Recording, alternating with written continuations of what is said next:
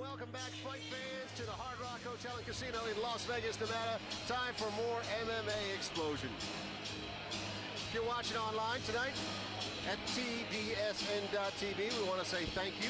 And thank you also to our sponsors, the Gun Store, Barry Levinson's Attorneys, Fast Fix Jewelers, LA Boxing Henderson, Mac Accounting, Graphics 2000. Making his way to the ring right now, a very experienced fighter, Dave Hewlett. Now, officially, his record is 5-4. Tell us about Dave, though. Yeah, Dave Hewlett definitely got one of the most deceiving records of anyone ever met. He started fighting a long time ago when they still did a lot of non-sanctioned fights. And he still fights in Alabama and other places that aren't sanctioning their fights.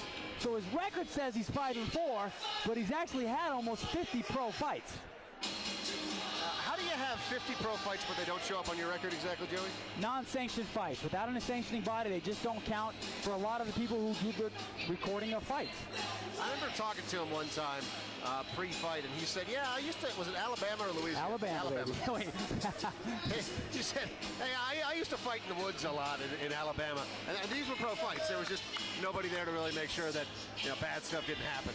There were no doctors. There was no commission. No commission. It was like the cage was a fence that someone put up, and you just fought. There's a couple of fighters like that.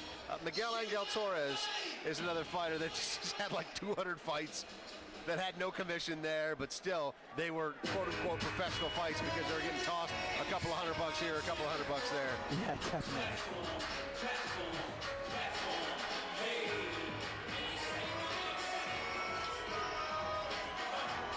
There you see him, ladies and gentlemen. That is Danny Davis Jr., who also has an awesome nickname. It's Rapper/Scrapper. Wait, you got to say the whole thing.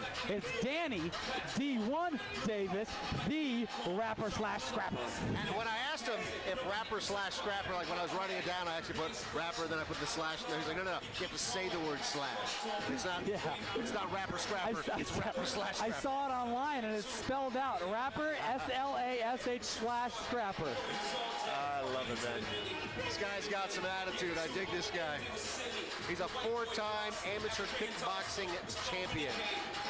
12-1 with 6 KOs as an amateur kickboxer, and as we mentioned, he is, in fact, a rapper. I'm wondering if he wins tonight, if he's going to, like, flow a little bit in the ring. I hope so. I can't wait to interview him. I might just start the rap off first. Like, Danny, possible line? You did great. Did you have problems making weight? No? Should I not do that? I mean, maybe if you want. All right. You got some rhymes. I'm not bad. Yeah, There's been worse, but sometimes I have problems because I like to curse. Here we go. Here we go. I have awoken the sleeping giant. What did I do? I talked about Joey's rapping abilities. Oh, no. Look out.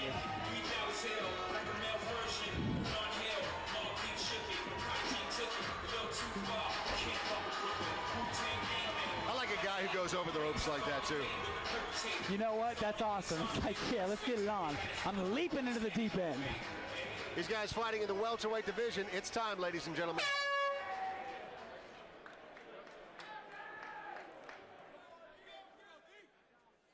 Ladies and gentlemen, this next fight is scheduled for 3 rounds in the MMA Xplosion welterweight division. Introducing first, fighting out of the blue corner. This man is a mixed martial artist with a professional record of 5 wins with 4 losses. He stands 5 feet 10 inches tall, weighing in at 170 pounds. Fighting out of Warrior Training Center, Dave Hollywood Hewlett.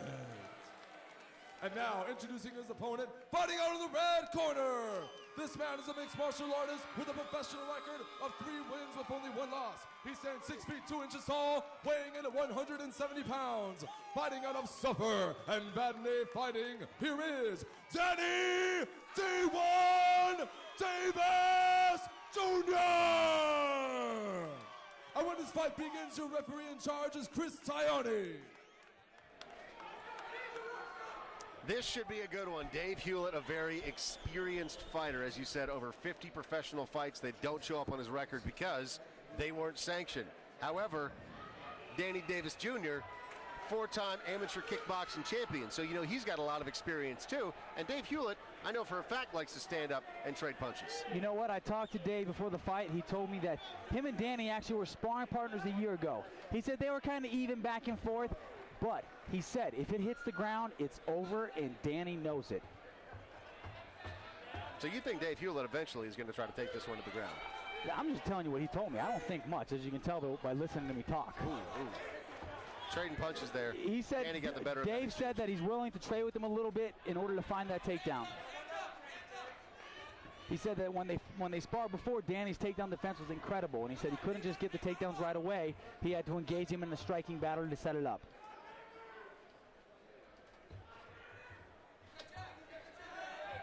You see Danny's hands nice and high. And you see Dave's, he's kind of moving his arms around, opening up, getting his chin and his face exposed as he's doing that. Nice inside leg kick there from Dave, and then Danny answer with a nice outside leg kick. Danny's doing a great job right now of just controlling the fight with his footwork and his striking. Ooh. Cracking Dave. Danny caught it. Oh, flying knee! Dave is dropped. Dave is hurt. Danny's trying to open up right now. Dave doing a good job of closing the distance, holding his opponent tight so he can't inflict more damage. Dave looked rocked there, but not completely out of it. Very composed. You know what? Dave said that if it hits the ground, it's over, and Danny knows it. It doesn't look like Danny agrees with him right now. You see Dave trying to work that rubber guard. He's pulling that high, trying to use that to control the posture of Danny Davis. He's not in a great position right now. Stuffed away in the corner. He doesn't have a lot of mobility. He can't really move right there. And the only thing he can do is try to tie it up and prevent Danny from teeing off on him.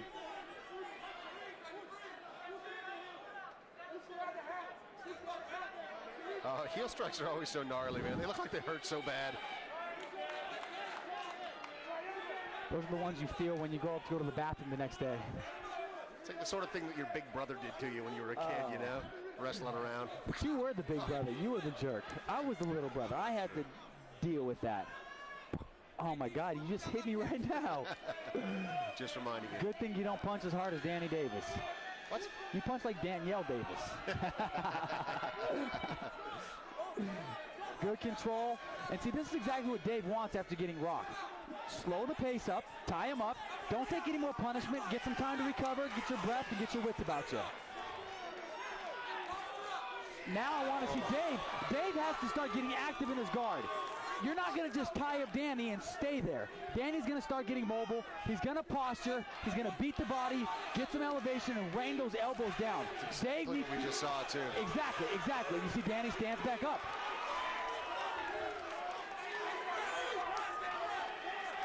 Dave just doesn't look like he's in it right now. You see him punching his hands.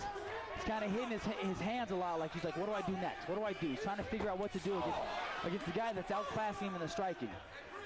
What I tell Dave right now is put your hands up high, keep your elbows in, put your chin down, and wait for those strikes to come in. Cover up, see what's hitting you, see what's landing, and use that time when he's attacking to get a body lock and try to take it to the ground, because he's not winning the stand-up fight. Yeah, and Danny landed a little knee there in that clinch and then ended it with a left hook, or a right hook rather, excuse me. Danny also looks a lot bigger as he's just connecting. He lands a big left hook and buckles Dave Hewlett. He is raining down the leather right now. Dave is on the bottom trying to survive. If he can tie up Danny again, he may have a chance, but right now there is distance, and Danny is capitalizing on it.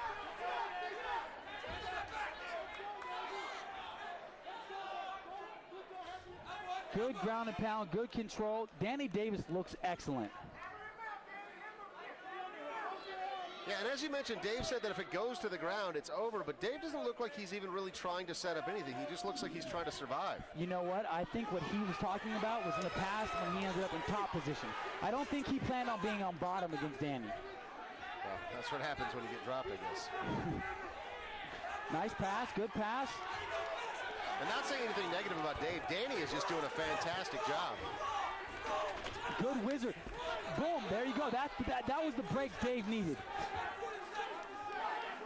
You see him right away controlling that. He's trying to pass right now.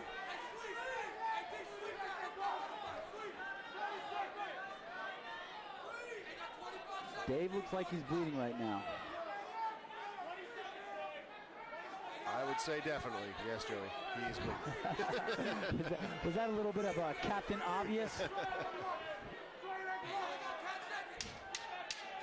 Final 10 seconds of round number 1 so far. This has been a fight that Danny Davis could not have scripted better if he wanted it to. Round number 2 is coming up. Danny Davis Jr. walking away with a solid round, although Dave walks away being in top position. What does Dave need to do in round number 2 to make sure that doesn't happen again? Keep those hands up. Keep those hands up. Stay moving. Stop trying to trade. Use your striking skills defensively. Look at this.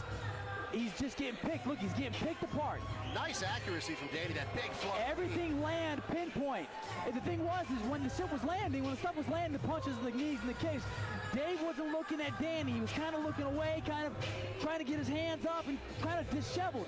He got to keep his eyes on him, stay calm, stay patient, wait for that attack to come. And when it does, use his offense to create the opportunity for your takedown. Time for round number 2, Danny Davis Jr. and Dave Hewlett in the ring tonight here at the Hard Rock Hotel and Casino for MMA Xplosion. Danny Davis certainly had the advantage in round number 1. Looking at Dave Hewlett there on the screen, has throwdown on his trunks. There you go, and you see him right away change levels for that takedown. Good, as he told us, though, he said that Danny's really hard to take down, and you see it. Danny did a great job stuffing the takedown. Not only stuffing it, though, when Dave popped up, Danny cracked him right in the mouth. I want to see Danny use that jab more. He's so long and quick.